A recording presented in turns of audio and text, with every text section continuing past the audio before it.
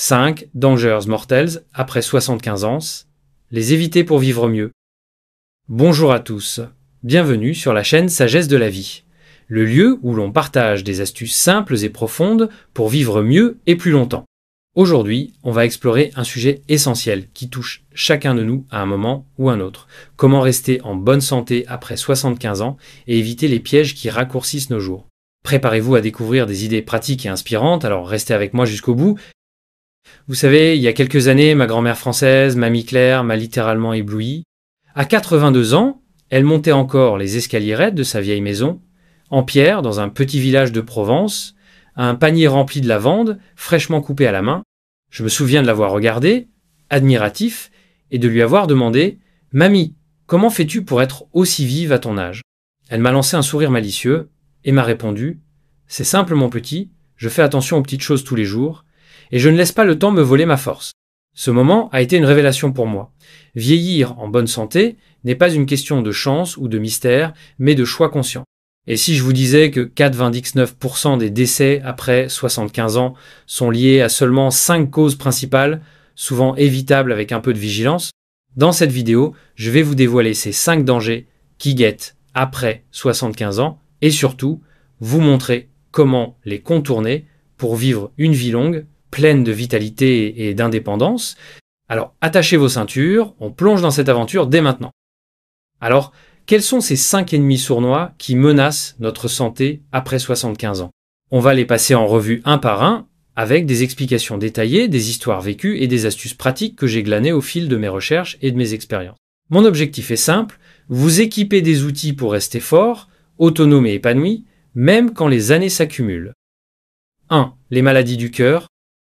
Commençons par le cœur, cet organe extraordinaire qui bat sans relâche, jour après jour, pour nous garder en vie. En France, comme dans beaucoup d'autres pays, les maladies cardiaques occupent la première place des causes de décès après 75 ans. Mais ce que beaucoup ignorent, c'est que nous avons bien plus de contrôle sur cet organe qu'on ne le croit souvent. Avec le temps, une pression artérielle trop élevée agit comme une tempête silencieuse. Elle use les artères petit à petit, les fragilise, jusqu'à ce qu'un jour, elles cèdent sous la pression. Le problème, c'est que on ne ressent rien, pas de douleur, pas de signal clair, jusqu'à ce qu'un infarctus ou une crise cardiaque survienne brutalement. J'ai vu ça de près avec mon oncle Pierre. À 78 ans, il se plaignait souvent d'être fatigué, essoufflé, après avoir monté quelques marches. Il haussait les épaules en disant « Bah, c'est normal, je ne suis plus tout jeune ». Jusqu'au jour où il s'est retrouvé aux urgences, un stent dans une artère bouchée. Il m'a confié après « Si j'avais su que ma fatigue cachait quelque chose, j'aurais agi plus tôt ». Astuce personnelle. Depuis, j'ai pris l'habitude de surveiller ma tension avec un petit tensiomètre à la maison. C'est facile à utiliser et ça me donne la tranquillité d'esprit. Essayez aussi de marcher au moins 20 minutes par jour, même juste autour de votre pâté de maison ou dans un parc. Et dans la cuisine, troquez le sel contre des herbes de Provence ou du thym. Non seulement c'est délicieux, mais ça épargne votre cœur d'un stress inutile. Ce sont des gestes modestes, mais croyez-moi, ils s'additionnent et peuvent changer la donne. On a parfois l'impression que les maladies du cœur sont une fatalité, surtout si nos parents ou grands-parents en ont souffert. Mais la réalité, c'est que nos habitudes jouent un rôle immense. Ce qu'on met dans notre assiette, la façon dont on bouge, la manière dont on gère nos émotions, tout ça sculpte la santé de notre cœur. Ne laissez pas les années décider à votre place, prenez les rênes dès maintenant. 2. Les chutes et blessures. Ensuite, il y a un danger qu'on sous-estime trop souvent, les chutes. Ça peut sembler anodin, mais une simple glissade sur un sol mouillé ou un faux pas dans l'escalier peut transformer une vie en un instant. En France, les statistiques sont claires. Les chutes sont l'une des principales raisons pour lesquelles les seniors se retrouvent aux urgences. Une hanche fracturée, une commotion cérébrale, et soudain, c'est l'indépendance qui s'effrite, parfois pour toujours. Je me souviens de ma voisine, Madame Dupont, une femme énergique de 77 ans. Un jour, elle a trébuché sur un coin de tapis mal fixé dans son salon. Résultat, une fracture du poignet et des semaines de convalescence. Elle m'a dit, encore sous le choc, si j'avais su, j'aurais sécurisé ce maudit tapis bien avant. Astuce personnelle. Chez moi, j'ai inspecté chaque recoin, les tapis sont fixés avec du ruban adhésif double face et j'ai ajouté des rampes le long des escaliers, ça ne coûte presque rien en quincaillerie. Pour rester solide, je fais un petit exercice tous les jours, je me lève et m'assieds 10 fois de suite sur une chaise, doucement mais sûrement. Ça renforce les jambes et booste l'équilibre. Une chute évitée, c'est du temps et de la liberté préservés. Ce qui est frustrant avec les chutes, c'est qu'elles créent un cercle vicieux. Après un accident, beaucoup de gens ont peur et bougent moins. Mais moins on bouge, plus les muscles s'affaiblissent et plus le risque augmente. Pourtant, il suffit de petites actions, un meilleur éclairage, des chaussures avec des semelles antidérapantes, quelques étirements pour renverser la tendance et rester maître de ses pas. 3. Les maladies respiratoires. Passons maintenant aux poumons, ces alliés discrets qui nous portent à chaque inspiration. Respirer semble si naturel qu'on y pense rarement, mais après 75 ans, une toux ou un essoufflement peut vite dégénérer en quelque chose de sérieux. Les maladies comme la bronchite chronique ou la pneumonie deviennent des menaces réelles, surtout si on les néglige. En France, avec nos hivers froids et humides, la pneumonie est particulièrement redoutable pour les seniors. Mon ami Jacques, un ancien fumeur de 66 ans, en a fait les frais. Ce qui avait commencé comme un rhume s'est transformé en une infection pulmonaire sévère. Il m'a avoué plus tard. J'ai cru que ça passerait tout seul. Quelle erreur! Astuce personnelle. Pour protéger mes poumons, j'ouvre les fenêtres tous les matins, même 5 minutes en hiver, pour chasser l'air vicié, et j'ai investi dans un petit purificateur d'air pour ma chambre. Bouger aide aussi. Une promenade au bord de la Seine ou des étirements doux à la maison réveillent les poumons. Et un conseil précieux, renseignez-vous sur les vaccins contre la grippe et la pneumonie. En France, ils sont souvent pris en charge pour les plus de 65 ans. Vos poumons sont précieux, prenez-en soin comme d'un trésor. Avec l'âge, nos poumons perdent un peu de leur élasticité. Et des années d'exposition à la pollution ou à la poussière laissent des traces. Mais c'est pas une fatalité. En leur offrant de l'air frais, un peu d'exercice et une protection contre les infections, on peut leur donner une seconde jeunesse et respirer à plein poumon plus longtemps. 4. Les accidents vasculaires cérébraux, AVC. Parlons maintenant des AVC. Ces attaques soudaines qui peuvent bouleverser une vie en une fraction de seconde.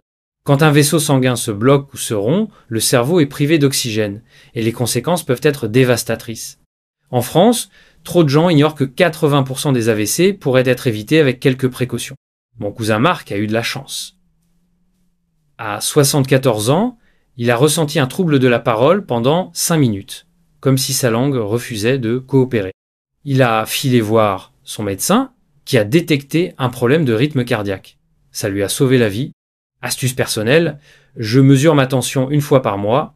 Les pharmacies françaises proposent souvent ce service gratuitement, profitez-en. Dans mon assiette, j'ajoute des légumes verts comme des épinards ou du chou cal et je fais une petite marche quotidienne, même juste pour aller chercher le pain. Si vous sentez une faiblesse soudaine, un engourdissement ou une confusion, ne tardez pas, consultez. Prévenir un AVC, c'est garder sa liberté intacte.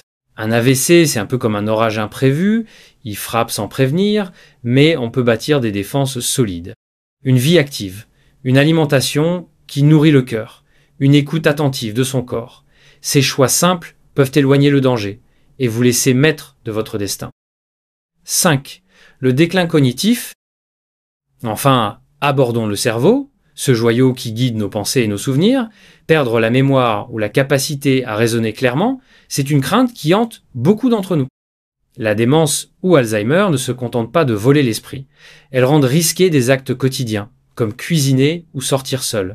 Ma tante Sophie, à 79 ans, a oublié une fois d'éteindre son gaz après avoir fait chauffer du thé. Par chance, un voisin a senti l'odeur et est intervenu. Elle m'a dit après, ému, je ne me rends même pas compte quand ça m'échappe. Astuce personnelle. Pour garder mon esprit vif, je fais des mots croisés dans le monde chaque matin. C'est mon petit rituel. Restez connecté avec les autres, invitez un ami pour un café, rejoignez un club de lecture ou une chorale. Et côté nourriture, misez sur les noix, les amandes ou les myrtilles, des carburants naturels pour les neurones. Un cerveau stimulé reste jeune, alors défiez-le régulièrement. Le déclin cognitif avance souvent en douce, avec des oublis qu'on excuse trop vite. C'est normal, je vieillis, mais ces petits signaux sont des appels à l'action. Lire, discuter, bouger, bien manger, ce sont des armes puissantes pour protéger votre esprit et rester maître de votre vie, année après année. Alors, qu'en pensez-vous ? Quelle astuce vous inspire le plus ? Laissez-moi un commentaire avec votre numéro préféré, de 1 à 5, pour me le dire. Ces 5 dangers, les maladies du cœur, les chutes, les problèmes respiratoires, Les AVC et le déclin cognitif ne sont pas des murs infranchissables. Voyez-les comme des défis dans un jeu de stratégie, avec les bonnes cartes en main, vous pouvez remporter la victoire et savourer des années riches de force, de clarté et de bonheur. Mon conseil pour commencer, choisissez une petite action aujourd'hui, une marche dans votre quartier, un fruit au goûter, un coup de fil à un proche. Ces gestes sont comme des graines minuscules qui, avec le temps, deviendront un arbre robuste de bien. Être. Votre santé est votre trésor le plus précieux. Chérissez-la dès maintenant. Merci d'avoir regardé cette vidéo sur Sagesse de la vie. Si elle vous a plu, abonnez-vous à la chaîne Sagesse de la vie et activez la cloche pour ne pas manquer nos prochains conseils pour une vie meilleure et plus longue. À très bientôt et prenez bien soin de vous.